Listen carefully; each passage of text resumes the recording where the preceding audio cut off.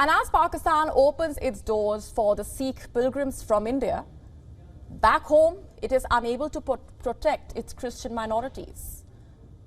Let me start with this report. It's from last month.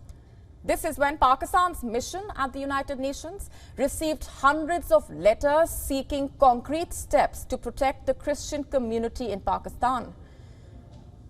You see, these letters highlighted the systematic persecution of the Christians in Pakistan, the unjust punishments that they are subjected to, citing blasphemy, the forced marriages of young Christian girls to older Muslim men, the usurping of land and belongings of Christians, and the forced conversions in various parts of Pakistan. Let's just have a look at some recent developments first. In February this year, 2 Christian farmers were killed in Pakistan. One of them was beaten to death by his Muslim landowner. In January, a guava farmer was gunned down. Why? For resisting the stealing of fruits from his orchard. And he too was a Christian. He was killed by 3 Muslim youths. In fact, reports say the accused are still walking free. And if you think that is bad, then have a look at this report. A few weeks back, a 15-year-old Christian girl was kidnapped. She was abducted by a 60-year-old Muslim who later forcibly married her and converted her to Islam. The girl's family saying that they went to the police, but the cops refused to accept the complaint. And it doesn't even end there. Last year, a Christian priest was shot dead in Peshawar. What exactly was his crime? No one knows. The Peshawar police has linked the attack to terrorist elements. You see, even schools run by Christians are under attack in Pakistan.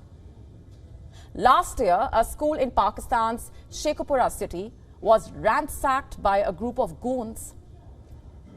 Reports say at least 14 armed men raided the school, tortured the staff, and damaged their vehicles. Why? Because this school was providing free education to Christian students. Now, these were just a few instances. There are many more stories of horror, many more accounts of atrocities. But you get the point here. The life of Pakistan's Christians has become a living hell. Let's talk about the numbers now. They tell you the story as well. In 1998, Christians made up 1.59% of Pakistan's population. In 2021, the figure had dropped to just 1.27%. If I speak of literacy, only 35% of Christians in Pakistan are literate. According to an Islamabad-based NGO, and as per media reports, over 80% of Christian family units of 6 to 8 people live in 2-room houses. And let's not even talk about the kind of jobs that they do. To this day, every cantonment city in Pakistan has an area known as Lal Kurti. This is where Christians reside and do odd jobs at the households of generals. Jobs like laborers, cleaners, farmhands. According to one report, in fact, 80% of sanitary positions in Pakistan are held by Christians. 80%. Have a look at this report now. It's from December 2021. Let me quote what this Pakistani newspaper said about Christian workers. The Christian cleaners have kept the sewer system moving in Karachi's enormous part metropolis by unclogging decaying drain pipes of feces and dangerous hospital waste. And you see, doing menial jobs is just one part of their struggle.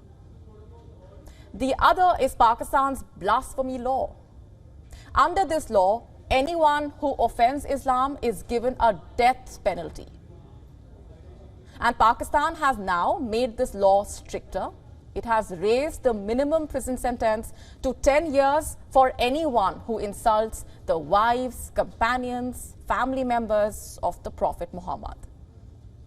Formerly, the maximum was 3 years, and now it is 10 years.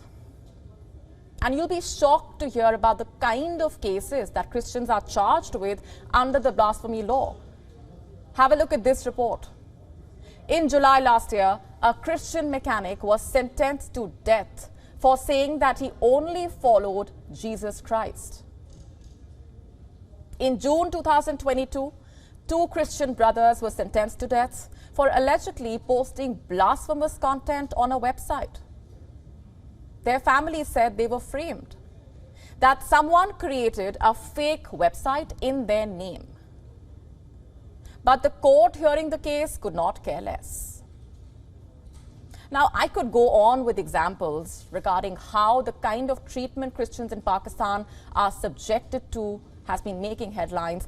But the thing is, there is frankly very little that the world can do about it. Time and again, various global bodies have urged Pakistan to treat its minorities better, to punish those who perpetuate crimes against Christians and Hindus. Yet, there has been no end to targeted attacks against them. WION now available in your country. Download the app now. Get all the updates on the move.